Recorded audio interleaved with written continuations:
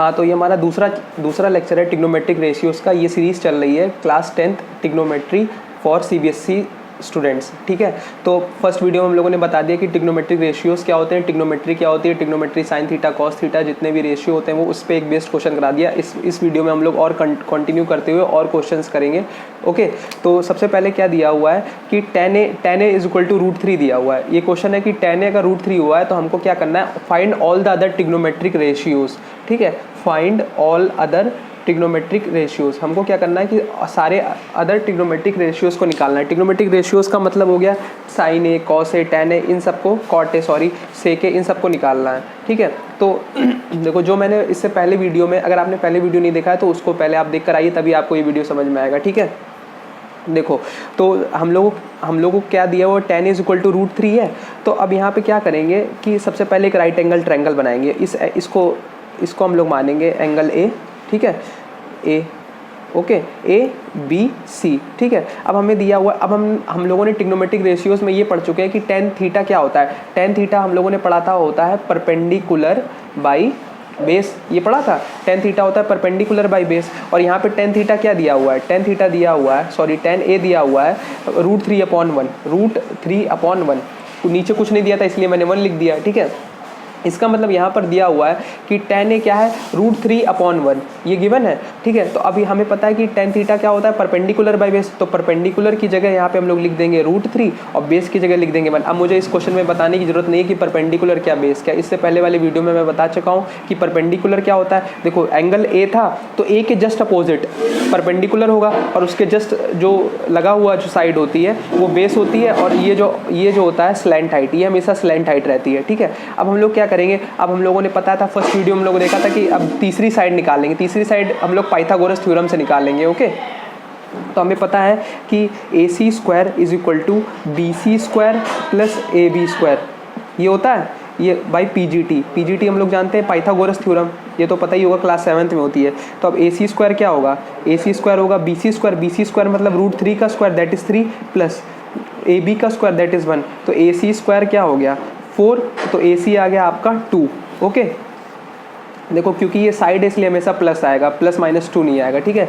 Side है इसलिए हमेशा 2 आएगा, मतलब पॉजिटिव आएगी। तो यहाँ से हम लोगों ने क्या कर दिया, 2 आ गया। अब हम लोग यहाँ से क्या करेंगे कि अब हम लोग तो अब बहुत सिंपल हो गया। अब हम लोगों को अगर याद है कि sine theta perpendicular by hypotenuse होता है, cos theta base upon hypotenuse होता है। आई होप आप लोगों ने लर्न कर लिया होगा, इससे पहले वाली वीडियो में बता चुका हूँ कि क्या ट्रिग्नोमेट्रिक रेशियोज़ क्या क्या होते हैं। तो हम लोग सिंपली साइन ए की वैल्यू लिख सकते हैं।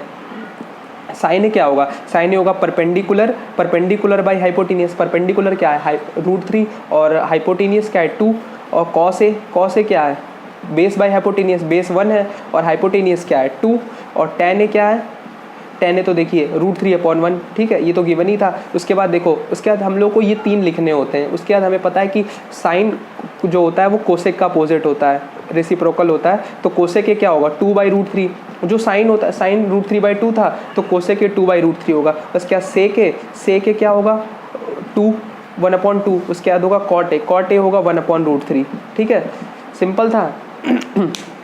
आई होप आप लोग को ये क्वेश्चन अच्छा लगा होगा, ठीक है। उसके बाद ये 1/√3, ओके। देखिए, ये आपका कॉन्सेप्ट क्लियर हो गया। अब मैं और क्वेश्चंस करता हूँ। देखो, मैं बिल्कुल ये देखो, मैंने सबसे पहले बताया ट्रिग्नोमेट्री के बाद रेशियोज़ बता दिए, रेशियोज़ के बाद बिल्कुल बेसिक से एक क्वेश्चन कर रहा हूँ ताकि आपको हर एक कॉन्सेप्ट क्लियर हो जाओ, ओके। अगर फिर भी आपको नहीं समझ में आता, फिर भी आप कॉमेंट करके बता सकते हैं कि आपको क्या चीज़ समझ में नहीं आ रही है और what you want more, okay. So अभी मैं एक क्वेश्चन और करता हूँ।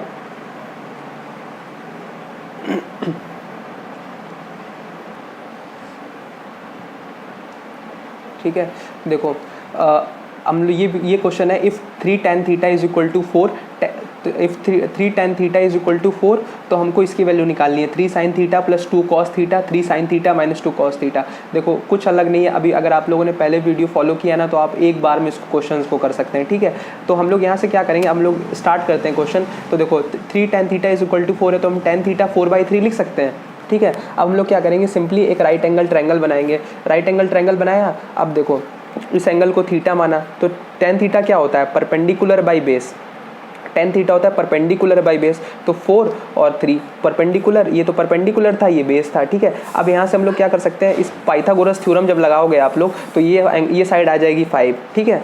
आप सब पता है 3 4 5 ये सिमेट्रिक होता है, ठीक है। ये 4 3 और ये 3 4 ये सिमेट्रिक होता है, मतलब ये आपकी 5 आ जाएगी। आप कैलकुलेट कर लेना है पाइथागोरस थ्योरम से, आप ये साइड निकाल लोगे। अब हमें क्या क्वेश्चन में देखो साइन थीटा दिया, कॉस थीटा, तो हम लोग साइन थीटा की वैल्यू निकाल सकते हैं। साइन थीटा क्या होगा, perpendicular by hypotenuse that is 4/5। Cos theta क्या होगा, base upon hypotenuse that is 3/5, ठीक है। अब बस इस वैल्यू को, ये दो वैल्यू आ गई, अब हमको इसको इवैल्यूएट करना था, तो हमको यहाँ पे जस्ट पुट कर देंगे 3 इंटू साइन थीटा क्या है 4/5, ठीक है, minus sorry plus 2 cos theta, cos theta क्या है 3/5, ओके, अपॉन 3 साइन थीटा क्या है 4/5 माइनस 2 कॉस थीटा क्या है, कॉस थीटा है 3/5, ठीक है। अब इनको मल्टीप्लाई कर लेंगे, देखो मल्टीप्लाई करेंगे, देखो 3 4 जो 12, 12/5 प्लस 6/5 अपॉन 12/5 माइनस 6/5, सिंपल है। अब देखो यहाँ से एलसीएम लिया 5, अब यहाँ पे क्या आएगा 12 प्लस 6 18 अपॉन 12 माइनस 6/5, तो अब इसको इससे मल्टीप्लाई करेंगे, इसको इससे, तो 5 से 5 कैंसिल हो जाएगा, 18/6 दैट इज़ 3 आ जाएगा, ठीक है, सिंपल है। अब देखो ट्रिग्नोमेट्रिक रेशियोज जब आप लोग सॉल्व करेंगे, देखो मैं आपको एडवाइस करता हूँ कि आप आर.एस. अग्रवाल बुक फॉलो करें, ठीक है। तो आर.एस. अग्रवाल क्या होता है, क्लास 10 तक आपके लिए सफिशिएंट होती है, ठीक है। आप सबसे पहले एनसीईआरटी तो आपको फॉलो करनी है, लेकिन एक साइड बुक के बिना आपका नहीं हो पाएगा, इसलिए आप सबसे पहले क्या करें, एक आर.एस. अग्रवाल बुक को फॉलो करें। आप आर.डी. शर्मा भी फॉलो कर सकते हैं, जो चाहते हैं कि बहुत ज़्यादा एडवांस मतलब क्वेश्चन सॉल्व करना चाहते हैं, क्योंकि उसमें क्या होता है नंबर ऑफ क्वेश्चंस जो होते हैं वो ज़्यादा होते हैं। लेकिन आर.एस. अग्रवाल में कॉम्पैक्ट है, उसमें क्या होता है कि ठीक ठाक क्वेश्चन दिए रहते हैं, okay. So thank you guys.